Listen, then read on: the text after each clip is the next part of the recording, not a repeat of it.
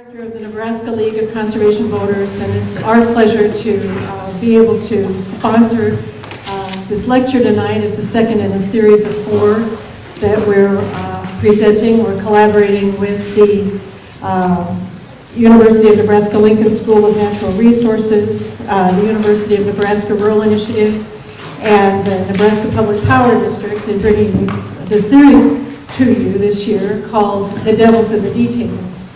We're seeing more interest than ever in how we produce electricity, and in particular renewable electricity. In the legislature this year, and really in society in general, we thought it'd be a good idea to have some background on some of the nuts and bolts about how this is done. We're fortunate this evening to be joined by Dr. Linney's class, and I know he wants to say a few things. So before I introduce the speaker, I'm going to turn the mic over to Dr. Linney and let him say a couple of things. Just a couple of announcements for the students that are here. We got 265 students here. There should be 58 of you here. I hope you're all here. If you haven't signed in, sign in with Mike Provocateur back there. He's got his hand up. He's got your sign-in sheets before you leave tonight. And after the presentation, I want you to form into your teams, our 9 teams. So maybe just like we do in the classroom, just like 1 through 4 up the side over here, and another 5 through 8 down here, and number 9 over there in the corner somewhere. We'll have some discussion about what's going on tonight, and also get ready for your presentations next week. They're all doing a wind energy case study, problem study, looking at potential wind energy in Nebraska. So, and one of the elements of the problem set is to look at the potential for community-based economic development as a vehicle, use wind energy to do development. So I'm hoping that will engage you, Dan, and thank you all for coming, the students that are here. Thank you, Dr. Lynn. Well, I'm particularly pleased tonight. It's an appropriate lecture for you to have picked out on economic development, because we're going to be talking about CBED tonight, which stands for Community-Based Economic Development. And it's a particular model of engaging the community in economic development that is found in Minnesota, and also now, thanks to Mr. Juhl and some of his colleagues, the Nebraska Farmers Union. It's also a model we find here. Nebraska is unique in that we are really 100% public power. It's the only state like this in the nation. But community-based CBED projects are an embellishment to that public power system that strengthens it and enhances it, and we've got a renowned expert. For 30 years, Dan Juhl has pioneered conservation and renewable energy technologies, particularly wind power in the Midwest. During his work with the wind industry, he's covered every aspect of technology, including design, manufacturing, development, community-owned, renewable distributive generation. He's been instrumental in helping form public policy by working with legislators and regulators on the workings and benefits of utilizing renewables in the energy mix. And we're really very pleased, very honored, and I hope you'll help me give a warm welcome to Dan Juhl.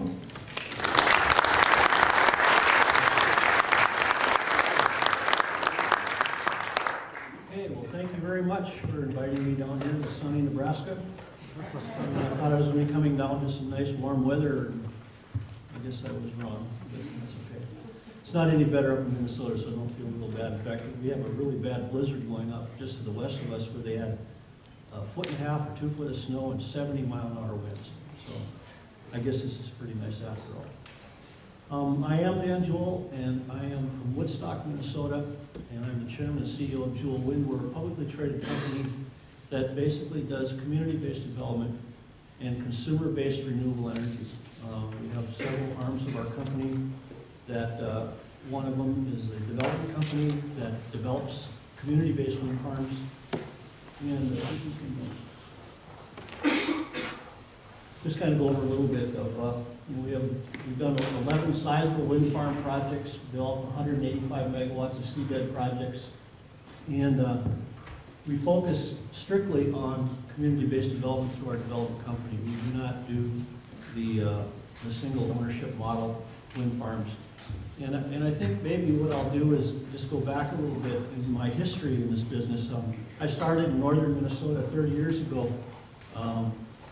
Just kind of, I got the bug when I was a road musician in Alaska, and that's a real long story, so I'm not going to go there. But I started the business in 1978 with wind power, and there really wasn't much technology at that time.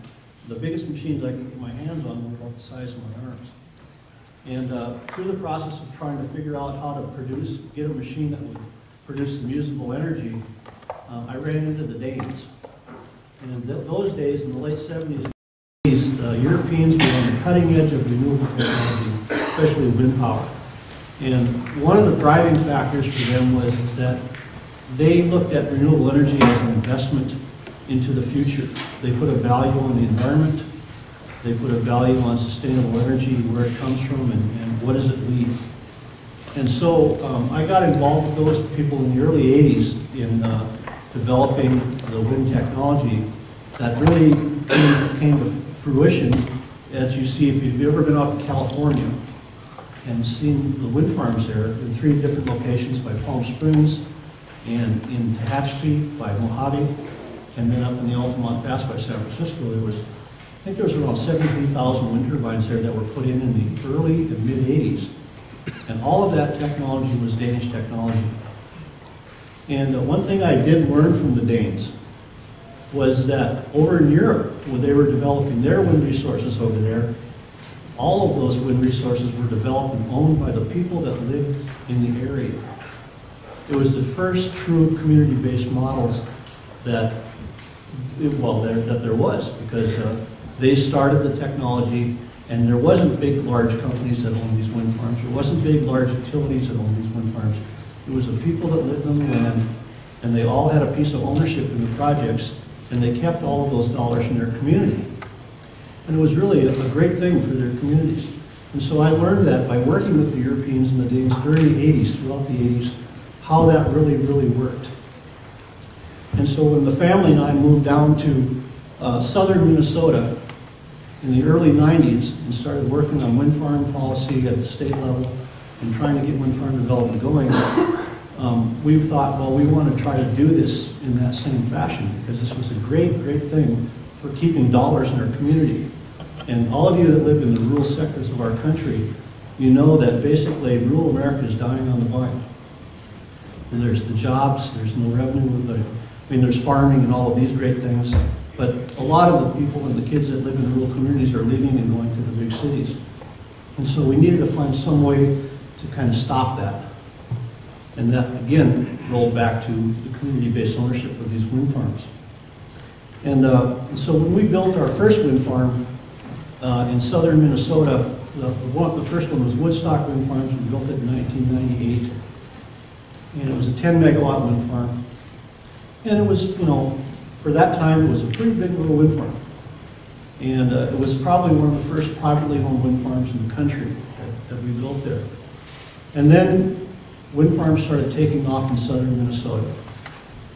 The utilities started giving out these power contracts to these big companies, and all of a sudden we started to see more and more and more wind farms popping up.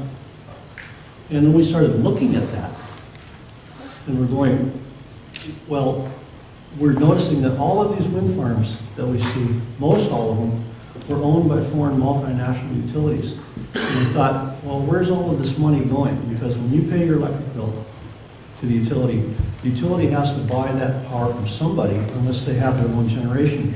And in the wind sector, the utilities don't own their own wind farms. Most all of the wind farms in Minnesota are all contracted energy, so we sell the energy to the utility sells the energy to you and I. And so we did an analysis of that. We did a study. It was called the Economic Analysis of Wind Farming in Southwest Minnesota. And when we looked at that, we were pretty stunned to see how many dollars were being siphoned out of our communities. And right now, when we look at where we're at, we have about 1,000 megawatts of wind online in southwest Minnesota. And from those wind farms, we export $100 million a year to France, Spain, and Florida. Because